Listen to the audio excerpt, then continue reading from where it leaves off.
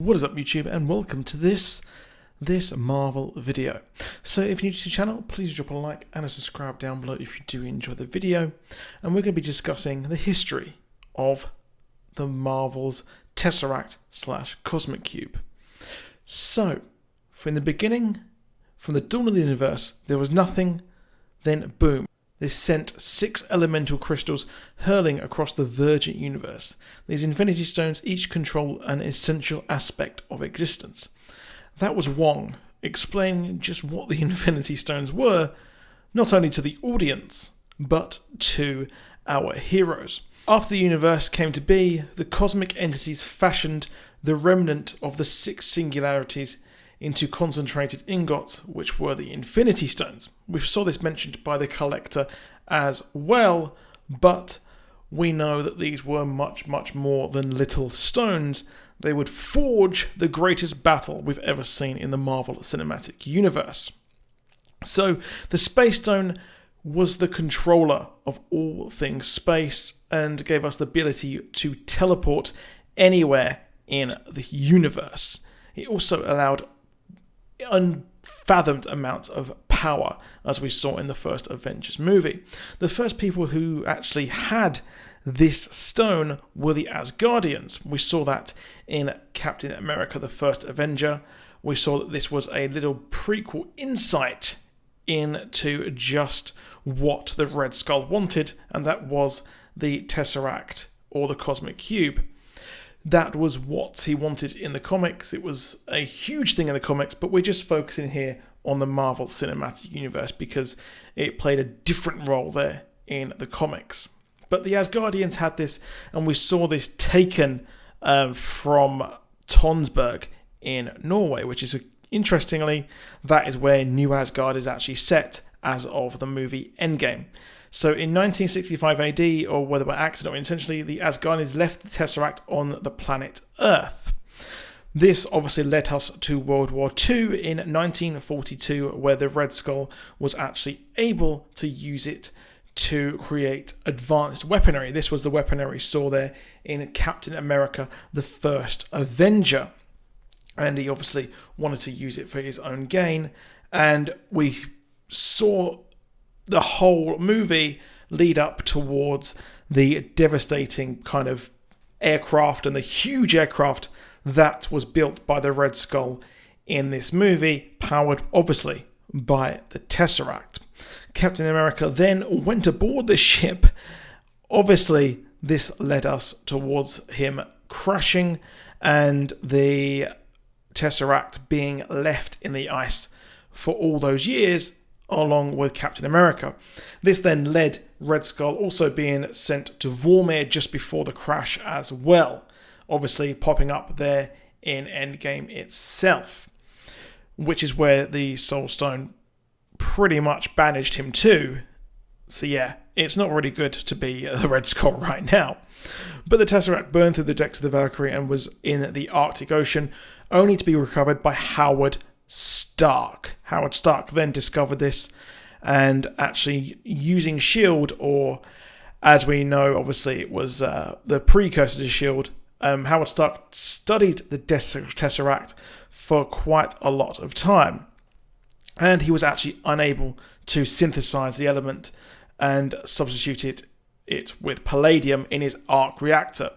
So it's quite clear that he wanted to use this power for something else, and he wanted to use the power of that for quite some time. So obviously, when Howard Stark passed away, the Tesseract then fell into S.H.I.E.L.D.'s possession.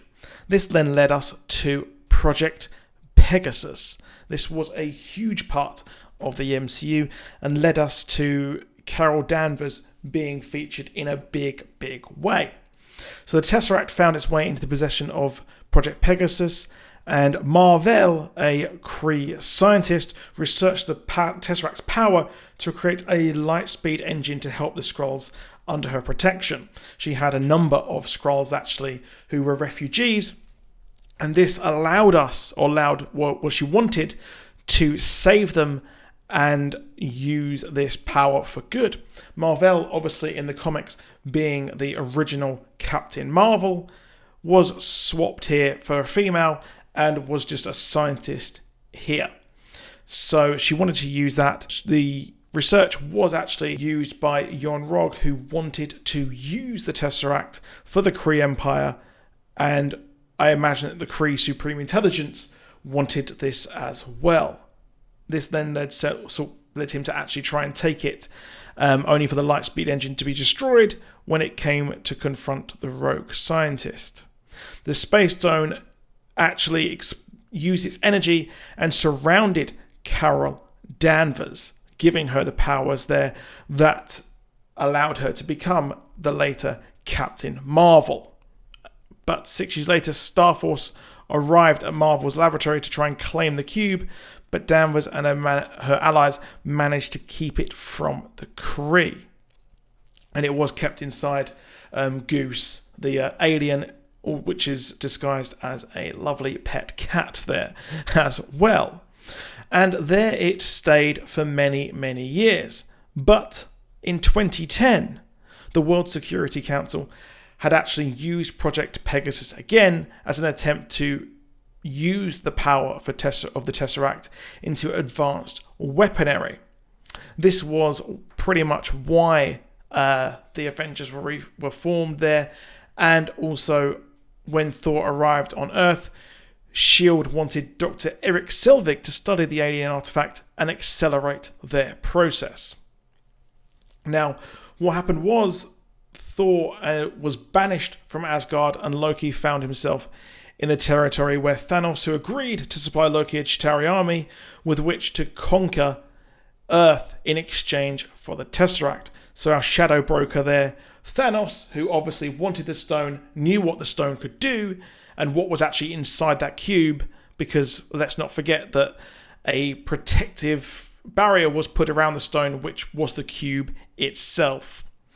Now, Loki actually was able to manipulate Selvig himself and brainwashed agents, including Hawkeye, and took the actual Tesseract for himself. This was also used to power a portal for the Chitauri army. I'm not sure why he couldn't just taken the actual cube and give it to Thanos himself, but there we are. I'm sure that he had other motivations himself, and it'd be a very, very short movie. Now, only for Loki to actually be destroyed, this actually led to something else. This led to the cube being taken to space. Now, the Tesseract was on Asgard, but they don't want to keep two Infinity Stones so close together. So the Tesseract was actually given to Heimdall, who used it to restore the bridge. Now, that's very curious, and allowing Asgard to harness the Bifrost once again before the Tesseract was back in Odin's vault. Now, obviously, in the events of Thor Ragnarok, this obviously led to Asgard being destroyed.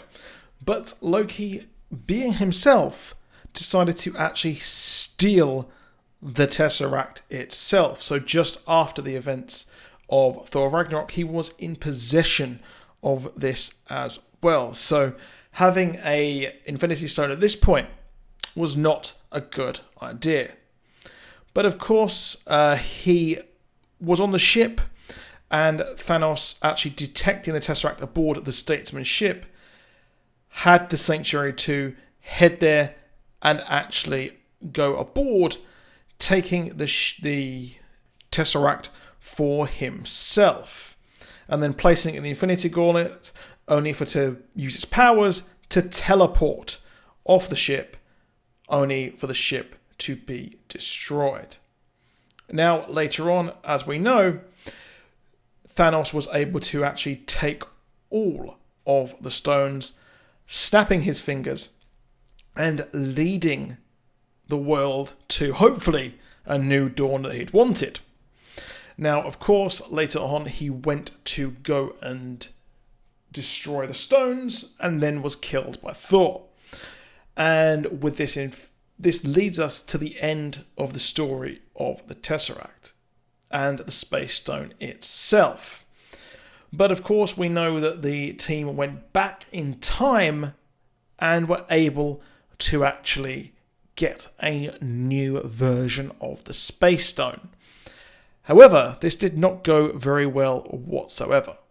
Now, we know that Loki was dead in Infinity War, but in Endgame he was able to escape using the Tesseract when the team got it from 2012, just after the Battle of New York. This then led the team to actually go back in time to April the 7th, 1970 to get the Tesseract then. However, this leaves us with a bit of a problem. Loki now has the Tesseract in a different time stream and a different reality. So, obviously, we won't know exactly what happens just yet until we see the Loki TV story there. But that is it for this video. Please do drop a like, please do subscribe, and I'll see you soon, and goodbye.